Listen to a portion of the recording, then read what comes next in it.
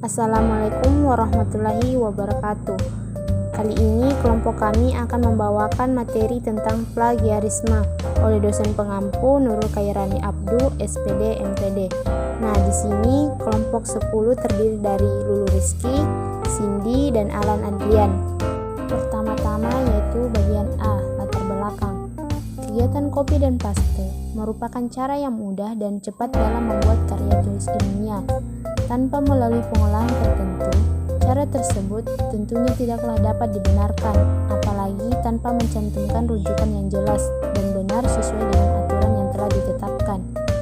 Penulisan karya tulis ilmiah dengan cara copy dan paste yang tidak sesuai aturan dapat dikategorikan sebagai tindakan plagiat. Bagian B, definisi plagiarisme.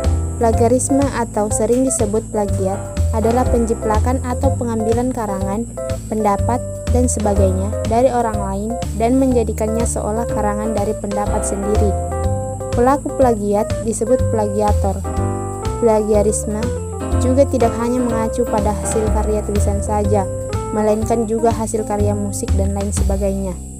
Istilah plagiat berasal dari bahasa Inggris yaitu plagiarism atau plagiari, serta dalam bahasa Latin yaitu plagiarius yang artinya pencuri atau penjiplak.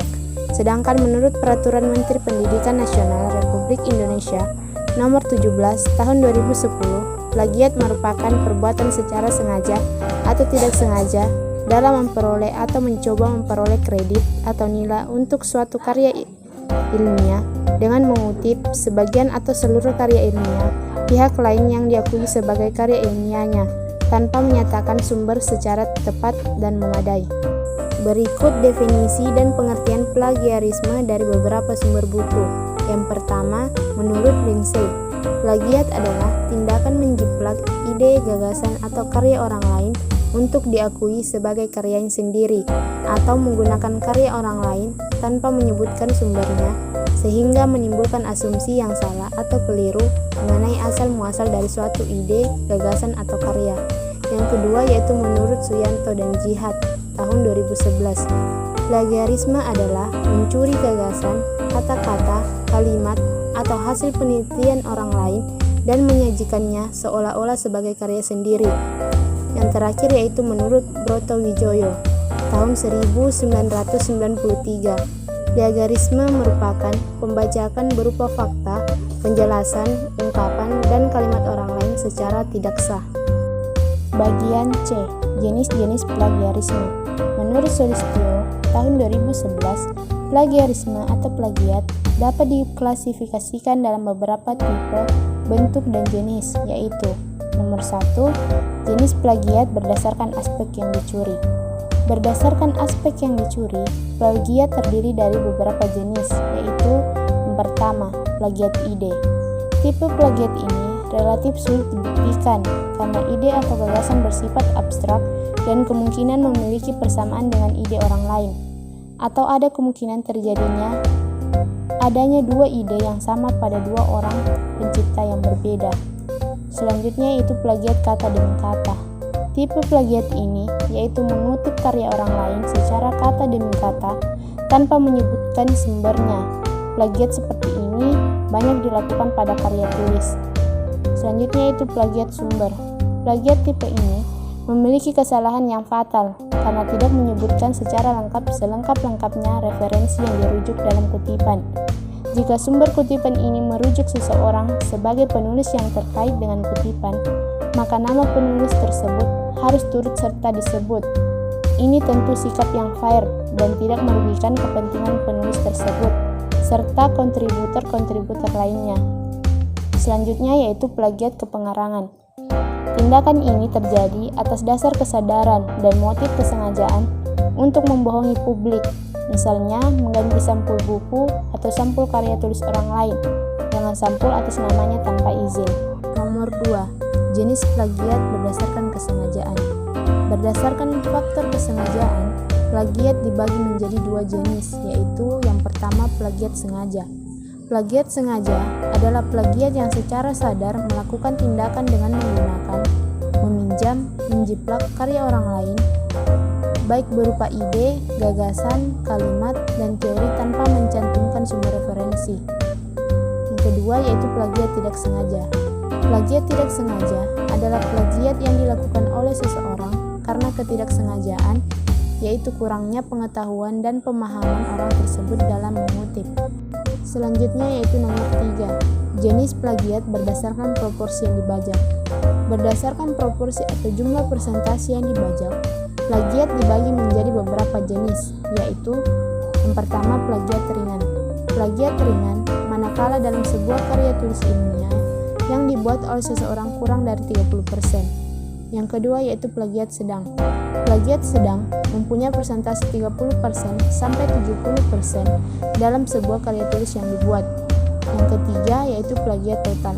Plagiat total berarti lebih dari 70% isi karya tulis ilmiahnya merupakan plagiat dari karya orang lain. Plagiat ini tidak bisa ditolerir dan karya tersebut harus direvisi atau tidak diakui. Nomor 4. Jenis plagiat berdasarkan pola. Berdasarkan pola yang dibajak, plagiat terdiri dari beberapa jenis, yaitu yang pertama plagiat total, yaitu tindakan plagiasi yang dilakukan seorang penulis dengan cara menjiplak atau mencuri hasil karya orang lain secara menyeluruh dan mengklaim sebagai karyanya. Biasanya dalam plagiasi ini, seorang penulis hanya mengganti nama penulis dan instansi penulis aslinya dengan nama dan instansinya sendiri.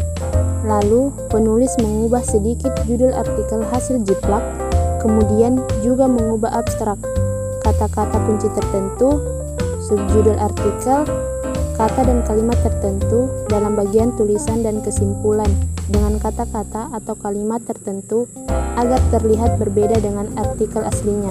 Yang kedua yaitu plagiarisme parsial, yaitu tindakan plagiasi yang dilakukan seseorang penulis dengan cara menjiplak sebagian hasil karya orang lain untuk menjadi hasil karyanya sendiri.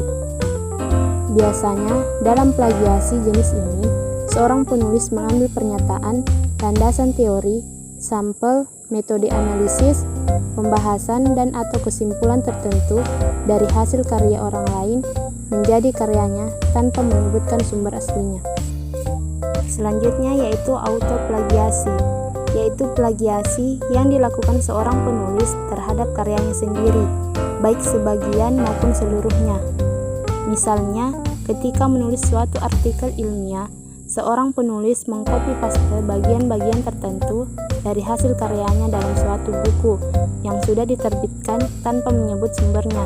Dan yang terakhir yaitu plagiarisme antarbahasa, yaitu plagiasi yang dilakukan seorang penulis dengan cara menerjemahkan suatu karya tulis yang berbahasa asing ke dalam bahasa Indonesia. Kemudian, penulis menjadikan hasil terjemahan tersebut sebagai hasil karyanya tanpa menyebut sumbernya. Selanjutnya itu nomor 5, jenis plagiat berdasarkan penyajian. Berdasarkan cara penyajiannya, plagiat terdiri dari beberapa jenis, yaitu yang pertama plagiarisme verbatim. Plagiarisme verbatim merupakan tindakan plagiasi dengan menjiplak karya orang lain apa adanya dan berkesan bahwa karya tersebut merupakan hasil karya ciptaannya sendiri.